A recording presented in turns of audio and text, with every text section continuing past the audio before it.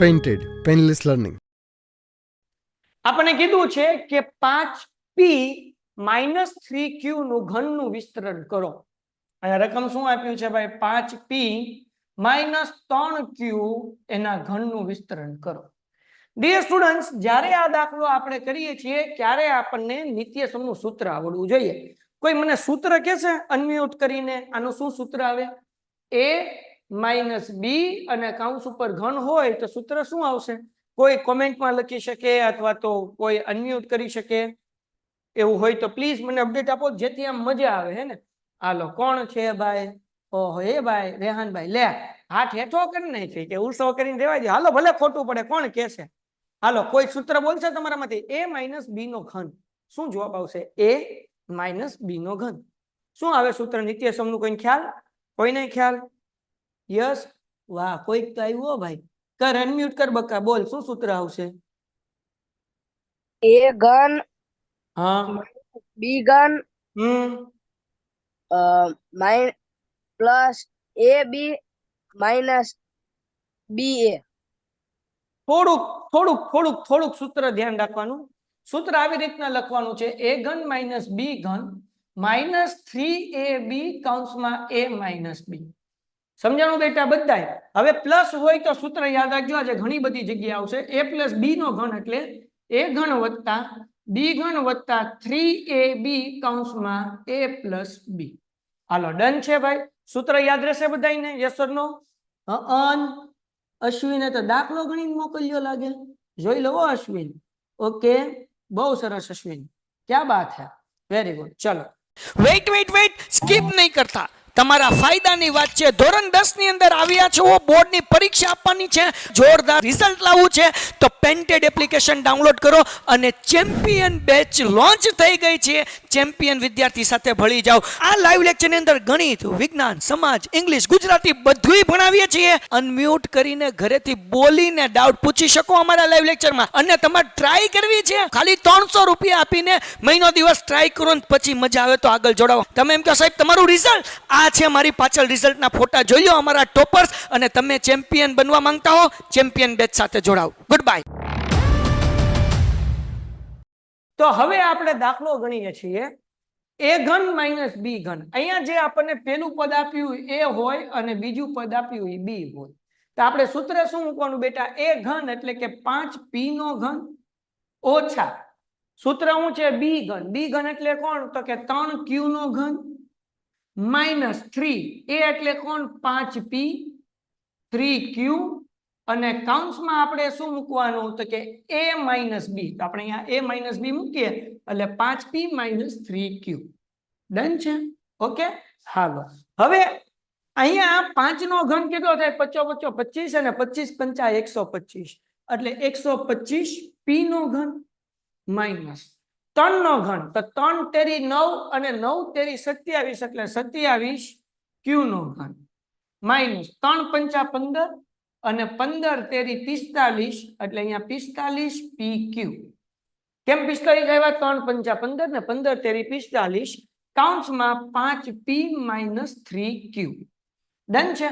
હવે એના પછી શું કરવાનું? તો કે 125p ઘન એમનમ માઇનસ 27q ઘન એમનમ માઇનસ 45 નો ગુણાકાર 5 હારે કરો. 45 નો ગુણાકાર 5 હારે, તો 45 પંચા કેટલા થાય?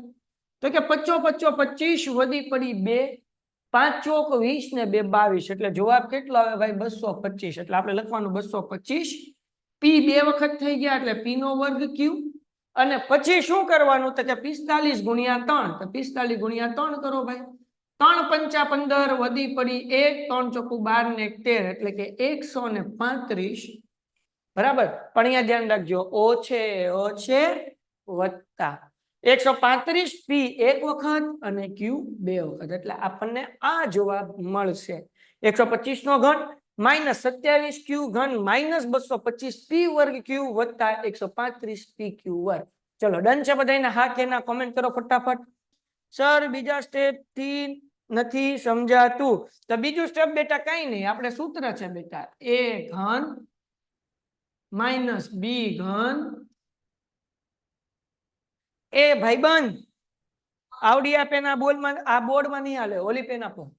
માઇનસ બી ઘન ક્યાં લગી હું વાપરું છું માઇનસ 3ab એ ભાઈ હાલી જાય ને થોડીક વાર હાથ જ કરવો પડશે 3ab કૌંસમાં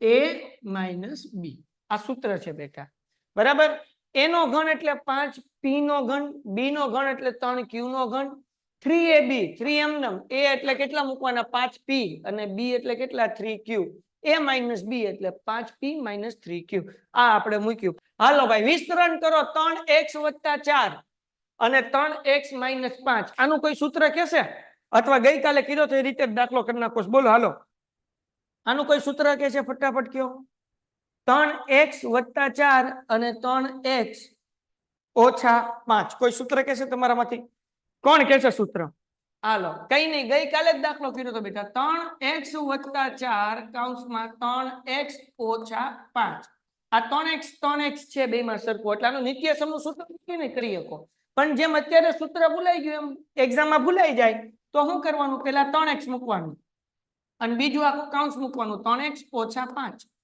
પછી વત્તા 4 મૂકવાનું પાછું બીજું કૌંસ મૂકવાનું 3x ઓછા 5 સમજી લેજો પેલા 3x મૂક્યું બીજું આખું કૌંસ વત્તા 4 મૂક્યું બીજું આખું કૌંસ સાદું રૂપ આપીએ ભાઈ 3 નો ગુણાકાર 3 હારે એટલે 3 તેરી 9 ઓકે x અને x એનો ગુણાકાર કરો એટલે x વર્ગ માઇનસ 3x નો ગુણાકાર 5 હારે એટલે 5 તેરી 15x વત્તા 4 તેરી 12 પાછળ મૂકવાનું x એટલે 12x હવે માઇનસ 4 પંચા ને 20 છેલ્લું સ્ટેપ દાખલો પૂરો 2 માર્ક્સ રોકડા 9x નો વર્ગ એમનો વત્તે ઓછે ઓછા 12 માંથી 15 જાય કેટલા વધે ભાઈ માઇનસ 3 15 માંથી 12 જાય એટલે 3 માઇનસ એમ પાછળ x ઓછા 20 દાખલો થઈ ગયો પૂરો ચલો ડન છે 2 માર્ક્સ રોકડા આવ્યો બાપા આગળ વધી જઈએ કોઈને કઈ ડાઉટ કોઈને કઈ ડાઉટ છે ભાઈ ઓકે ચલો આગળ વ્યા જઈએ ના નથી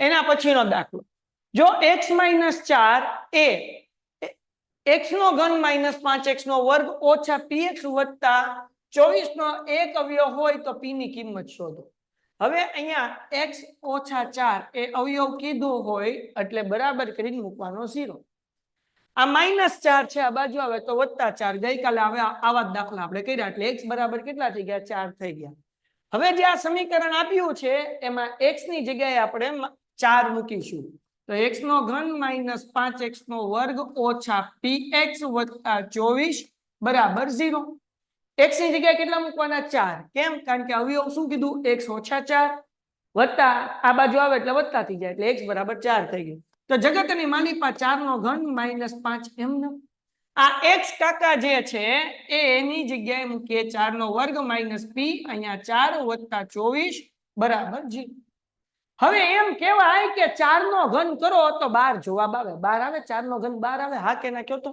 4 નો ઘન શું આવે કોમેન્ટ કરો બકુડા ઝડપથી 4 નો ઘન શું આવે 4 નો ઘન એ ભાઈ અશ્વિન તો એવું કે 4 નો ઘન 64 આવે ઓકે બધાય 64 કઈ છે ભાઈ તો 4 નો ઘન 64 બરાબર માઇનસ 5 એમ 4 નો વર્ગ 16 માઇનસ p ગુણ્યા 4 એટલે શું થાય 4p વત્તા 24 બરાબર 0 આ 64 એમ માઇનસ 16 પંચા 82 એટલે 82 નહીં 80 મારા બાપ માઇનસ 4p વત્તા 24 બરાબર 0 હવે આ જે 24 છે સોરી આ જે 64 છે એમાં 24 નાખી દો તો 64 માં 24 નાખો તો 4 ને 4 8 ને 6 ને 2 8 એટલે કેટલા થયા 88 માઇનસ 80 માઇનસ 4p બરાબર 0 હે સાહેબ હું કર્યું સમજાણું નહીં સમજાવું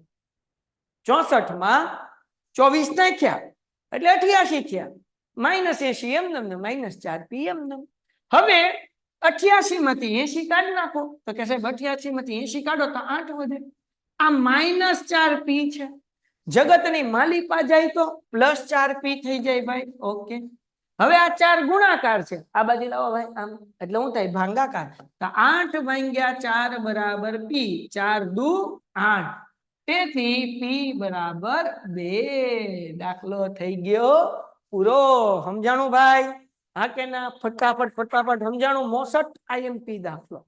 હાલો ડન છે ભાઈ. Painted, Painless Learning.